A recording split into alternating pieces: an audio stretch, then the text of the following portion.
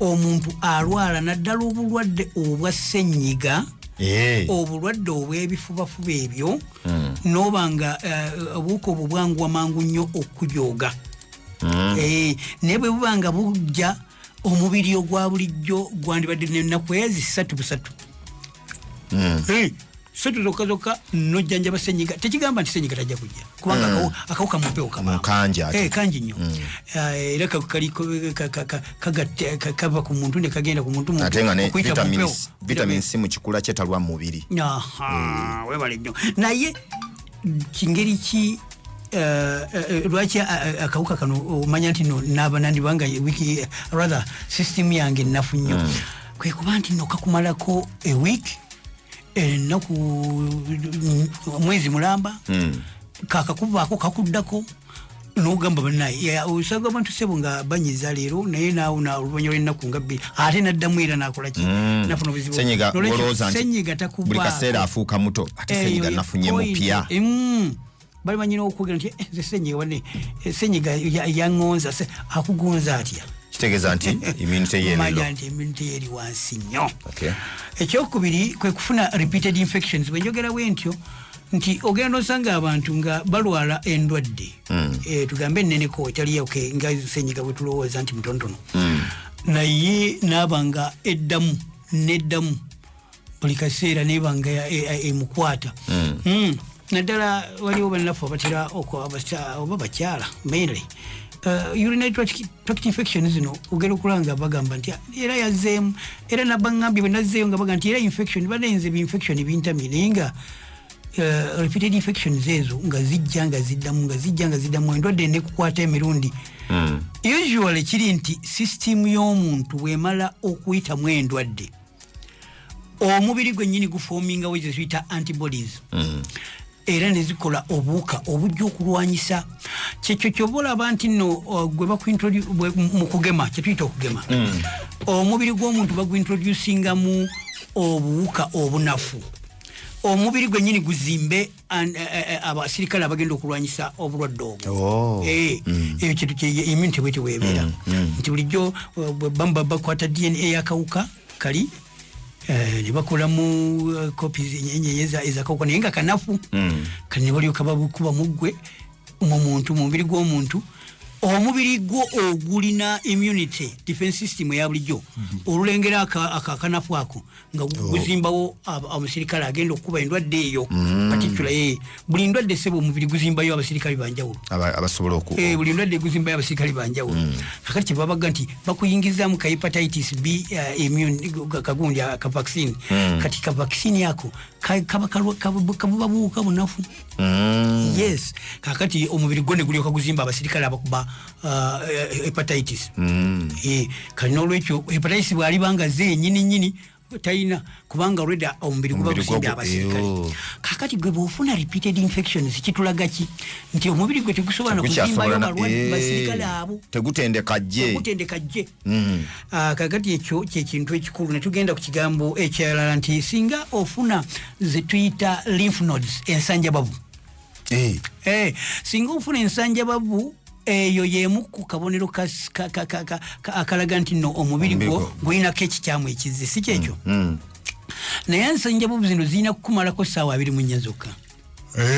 ensanjababu weebeerangawo neebeerawo tugiyita stubborn lymph node kwegamba neebeera stubborn neebeera nolaba olunaku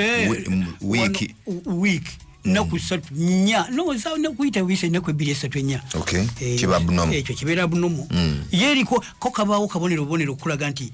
eri wansi ekigere bakisaze nga wano mu mbalakaso olabawo ensanjababu bw'oba n'olulimi oba walwerumi oba wali mukamwa nga wansi w'ennankani olabawo ensanjababu oba bwabawo ekintu kyonna kyonna ekiri ku mutwe oba anything emabega w'ennankani emabega w'amatuugo waliwo ensanjababu ne mu nkwawa mulimu ensanjababu waliwo points ezo kukwalaatinga nti waliwo ekikyamu kikoleko waliwo ekikyamu kikoleko naye kasita zibeerawo ne zitabaawo ne zifuuka stubborn immune system manya nti eri weak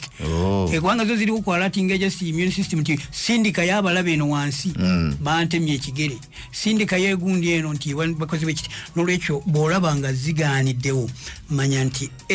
omubiri gwange immune system nafu nnyo ekirala byebiwundu bino bwe tufuna injury yonna ebiwundu byandiba omubiri munnaye Katonda yagukola bulala nti omusaayi ogwo gufuna network olusala okufuna ngofunye injury oba wesaze network omubiri guzimba guletawo moiso ekyo kikolebwa vitamin K mubiri nti guleta ne guzimba mangu akatimba wano awali ekiwundu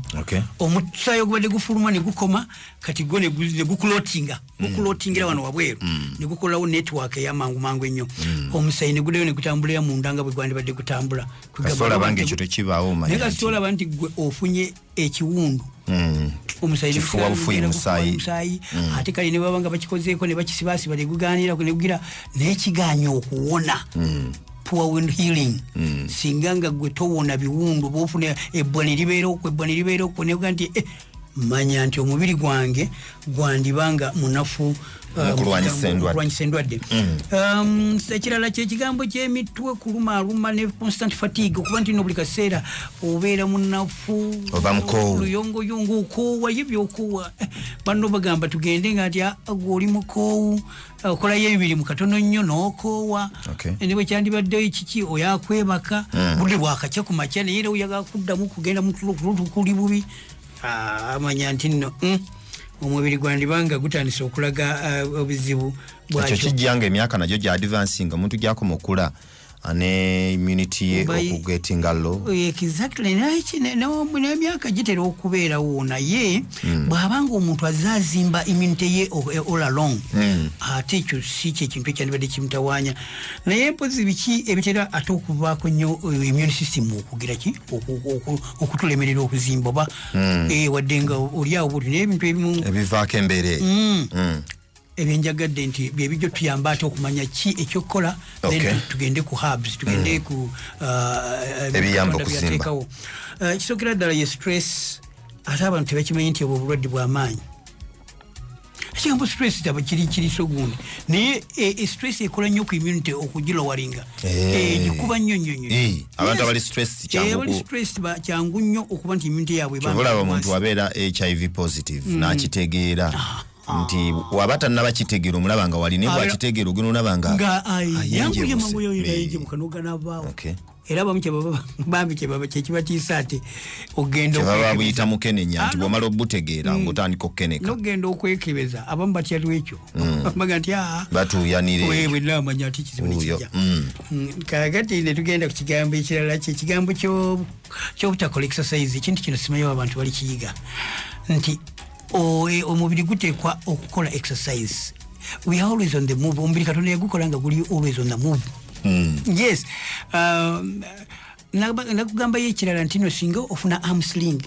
ke kantu kano ke basiba omulwadde amenyese omukono ne bakasibira wano mbulago bajja bakasiba nena ganti kati gwo omuntu omulamu okumanya nti omubiri gwo gwetaaga exercise buli kaseera buli party yandibadde etambula kola arm sling eyo funa akawuzi ojja okasibe ku mukono okayise embulago otambule bwotyo ng'oli mulamu naye kikole obeere nagwo ennaku nnya kajjeko ojja kusanga nga bambi omukono guno gulemalidde ddala nokutandisa okulema naye abantu ekyo kyaliwo ekibayigiriza abantu all the time every joint yaffe eteeka okuba nga eri ku move nga oli okola exercise obudde bwonna naye n'otula mu mmotoka n'ogenda ku mulimu abantu balina ova ku mulimu n'otula mu kitebe n'ovaamu n'oyingira emmoloka n'oddayo n'otula mu ntebe eka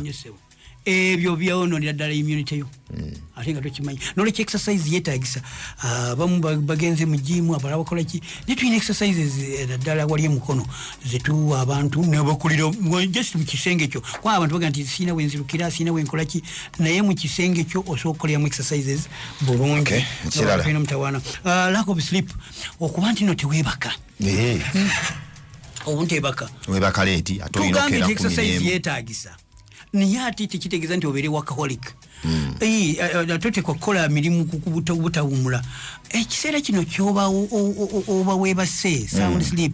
omubiri gwo oba immunity ezimba kati yera bulungi nnyo omubiri nezimba bulungi obutofaali obuyambwa defense ey'omubiri gwo. Awo kikiseera ekyo nga weebase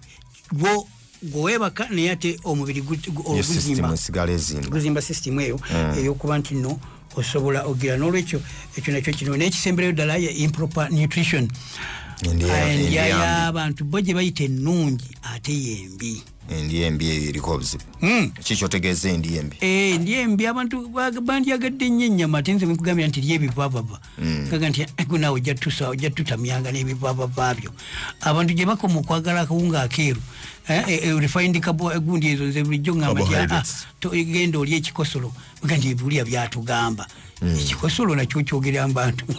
Kale no kyenjawoga nti improper nutrition yekugamba kulya ekintu Katonda nga bwe yakitonda. Birira bitunuyanga bintu byabali bubi osanga bali obuwunga obwo ne greens kunoga haliba n'abantu b'enguluba. Bali ati binankani ebyo sukuma wiki n'ekikosolo naye ate ngo yafunidde ddala complete ekintu ekirungi kyonna kubanga awali ebivaavava weewali obujjanjabi obutuufu ennyo. Kyenva nkuteeka ennyo ku okura nega nti tovanga ku okura ayambako naye ku immunity amuyitirivu nnyo kuba yali all round. Kakati bintu ki mu bumpimpi twagala tulabe ku treatment ku boosting immunity products kizoolina omuntu zayinza okweyambisa wabudde bugenda. Mufakisi nga bwe nkugambye nti webaka ekimala weewale nnyo ebitamiizi ebyo ate lya nnyo ebibala n'enva endiirwa ate nywa amazzi agamala. Abantu tebanywa mazzi abantu tebagala kunywa mazzi abantu tebanywa mazzi era buli omubuzanga nti ate nnyo tenakunuma nze nanywa ntya lwaki olinde moloka emale kuggwaeramu ddala amafuta okuteekamu? Weebale nnyo. Lwaki gwe omukyala afumba emmere olinda esiriire oyokojja otuyiremu amazzi ng'emaze kusiriira? Ogwo omubiri gwe oba olinda ennyo ntekulume oba ogulinze ne gusiriira. Yes, kakati ndowooza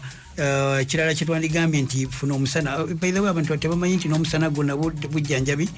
Funa ku busana obeereyo byonna byonna bisupportinga immunity eyo. Omusana gwetaagisiza ddala bannange tekyetaaga kubeera mu bbanga nga toyina ofunira ku musana. Funako ku musana.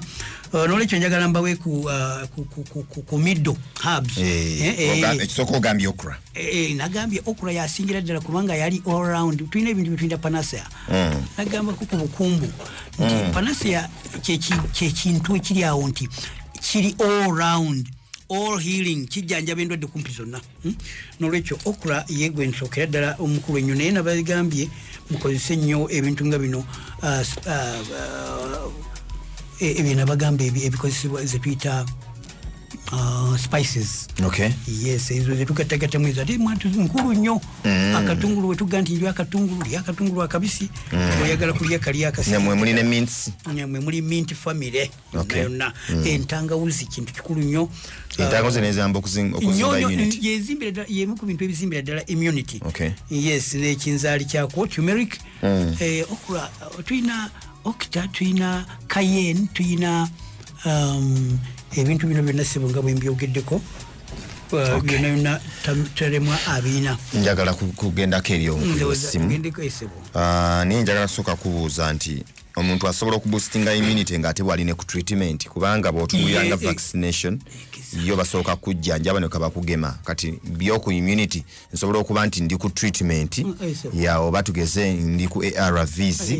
ate nemba nga nsigala nga okoze nenzimba abasirikale abalwanyisa endwadde kye tuyita immunity kitwagala era twagala nnyo ebintu ebiyamba okuboostinga yo CD4 count. Abasirikale bali boostinga CD4 count viral load ekawansi. Ebuuka bukendera kubanga olwo abasirikale bazze bangi ababukuba. Era nagamba composite tuyinayo ebintu ebikulu ebyamaanyi nnyo ebisobolera ddala ogira tuyina katalemwa oil kamanyi bulungi nnyo kalungi nnyo ate mu kuboostinga immunity ng'ate bwekakuba neki bwekakuba akawuka bekawa amaanyi omubiri. Tuyina yes bekawa amaanyi omubiri. Waliwo ebintu ebirala ndoza tujja bbira bako oluvannyuma naye waliwo olive powder nabagamba ebintu bino ebimu bibeera wa musawo nga tebina kugenda kubeera supplied naye ekikoola ky'omuti guno omuzeituni kyetuyita olive kiyitirivu nnyo in fact n'okulwanyisa akawuka kennyini kiyinhibitinga kirungi nnyo n'olwekyo kirungi nnyo okuba nti nno nakyo okikozesa kyo eddagala ojja lisangayo omusawo